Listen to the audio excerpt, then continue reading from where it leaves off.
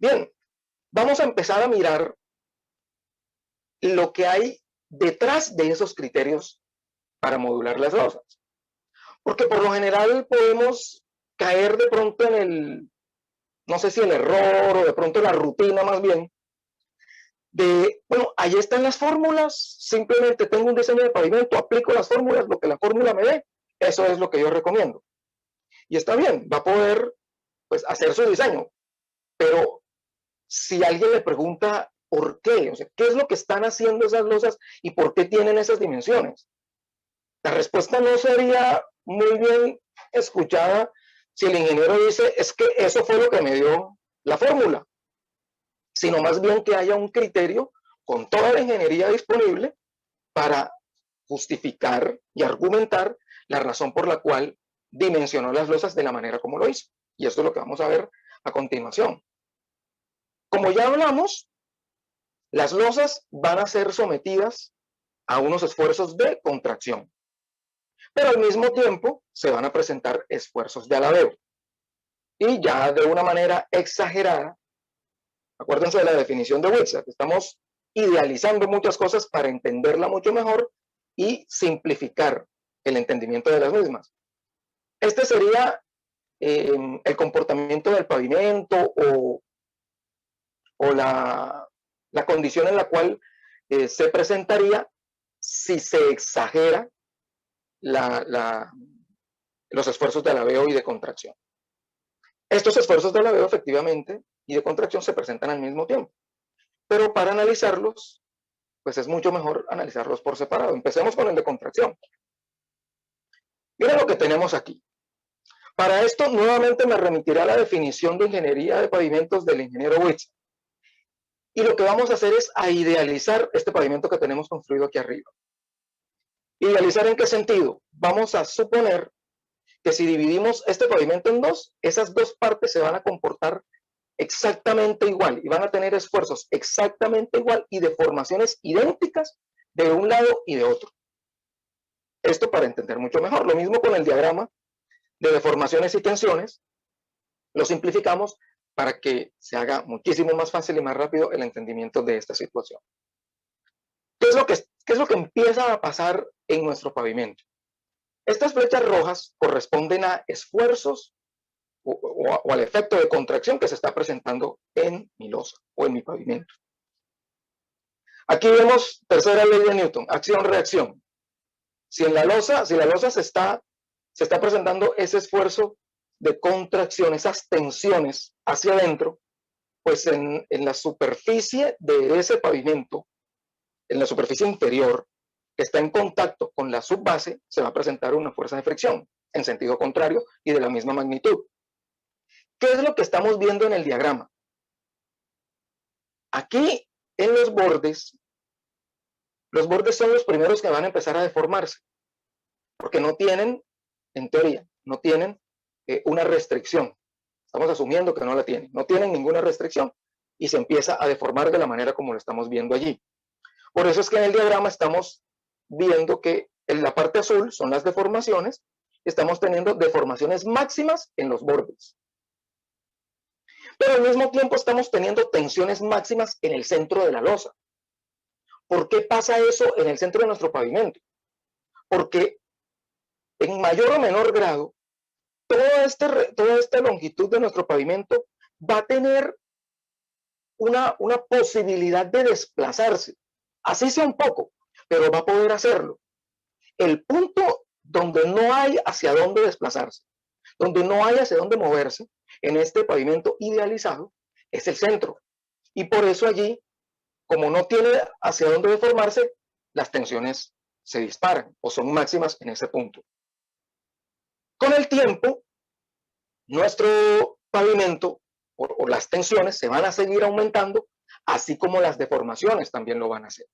Y en algún momento, las tensiones van a superar la resistencia a la tracción que tiene nuestro concreto. ¿Y qué va a producir eso? Una fisura, que es la que estamos viendo aquí arriba. Una vez se fisura nuestro pavimento, pasa lo que les mencioné hace un momento. El pavimento libera tensiones. Y cuando libera tensiones, otra vez, vamos a asumir que este punto central se va a comportar exactamente igual a estos extremos. Y en este punto central vamos a tener deformaciones máximas, igual en los extremos. Ahora nuestro pavimento ya no es una sola losa gigante, sino ahora son dos. Y en esas dos losas, en el centro de las mismas, tenemos tensiones máximas. Estas flechas de la fricción están erradas. Esto debe partir desde el punto central, así como vimos ahorita, hacia un lado y desde el punto central hacia el otro. Pero lo que estamos viendo es que volvemos a la situación inicial, pero ya ahora multiplicada por 2. Va a pasar lo mismo. Va a seguirse aumentando las tensiones y llegará un momento en el que estas tensiones superan otra vez la resistencia a la tracción del concreto. Nuestro concreto, nuestro pavimento se fisura, libera tensiones y vuelve a presentarse otra vez el ciclo. Ahora, este no es un ciclo infinito. No es posible que lo fuera. Aquí esto se presenta hasta que nuestro pavimento y nuestras losas llegan a algo conocido como el estado de fisuración de equilibrio. ¿Qué quiere decir ese estado de fisuración de equilibrio? Es cuando las tensiones en el pavimento o en la losa ya no superan la resistencia a la tracción del concreto. En ese momento mi losa no se va a fisurar más y ya se van a poder controlar las tensiones por contracción que se van a estar presentando allí. Miremoslo en unas gráficas, que es igual a lo que estábamos viendo, pero con un esquema diferente. La línea punteada roja corresponde a la resistencia a la tracción del concreto, mientras que la línea negra son las tensiones inducidas por contracción en nuestra losa. Con el pasar del tiempo, esas tensiones inducidas se van a ir aumentando y llegará un momento en el que precisamente esas tensiones superarán nuestra resistencia a la tracción. Y en este punto, miren que la gráfica es tracción versus tiempo, o tracción, comprensión, o yo diría tensión versus tiempo. En este punto y en este tiempo, mi losa se va a fisurar, o como se dice coloquialmente, se va a partir, se va a presentar en ella una rotura. Hace un momento, en el esquema anterior, veíamos que se liberan tensiones y esas tensiones en ese punto caían a cero. Les decía que era una situación idealizada o simplificada para poder entender mejor, porque realmente lo que sucede es lo que se observa en esta gráfica de abajo. Las tensiones inducidas empiezan a aumentar, llegan al punto donde superan la resistencia a la tracción, nuestra losa se fisura, las tensiones inducidas, como se observa allí en esa figura, descienden, no hasta cero, pero bajan, y luego vuelven a intentar recuperarse. Si en esta recuperación las tensiones no vuelven a tocar o a superar nuestra resistencia a la tracción, hemos llegado al estado de fisuración de equilibrio. Por ejemplo, en el diagrama anterior, si tuviéramos una gráfica como esta tendría que tocar en 3 o 4 oportunidades nuestra resistencia a la tracción para que se estuviera presentando el caso que vimos en la diapositiva anterior. Eso con respecto al efecto de contracción. Hablemos un poco del efecto de alabeo. El efecto de alabeo, bueno, tenemos alabeos cóncavos, alabeos convexos, por cambios térmicos en cuanto a la hora del día o por cambios de humedad, y de esa manera es como se pueden observar, digamos, la deformación de las losas, repito, de manera exagerada, cuando se someten a esfuerzos de alabeo. Miremoslo en un esquema. Así como aconteció con el esfuerzo de los efectos por contracción, también en los efectos de alabeo tenemos una situación parecida, solo que aquí se empiezan a deformar la losa desde las puntas, se empiezan a levantar. Y nuevamente, en mayor o menor grado, hasta este punto, la losa va a poder deformarse un poco, se va a poder desplazar. Pero, ¿qué pasa? Que en la zona central de la losa va a haber algo que se llama la zona de máxima restricción al alabeo. Y aquí es donde se van a disparar las tensiones por alabeo. Pero analicémoslo también en una gráfica. Nuevamente, tenemos aquí la resistencia a la tracción del concreto.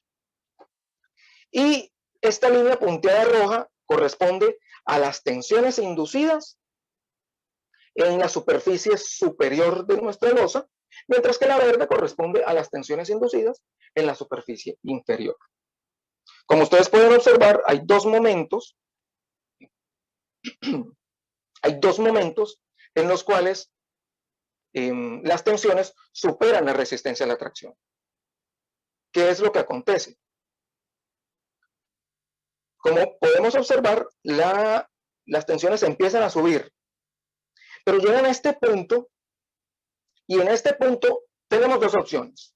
O espero a que se fisure, y tengan en cuenta que si la losa se fisura, se rotura, se parte, por lo general, usted como ingeniero constructor le va a tocar demoler esa losa y volverla a construir, por lo general.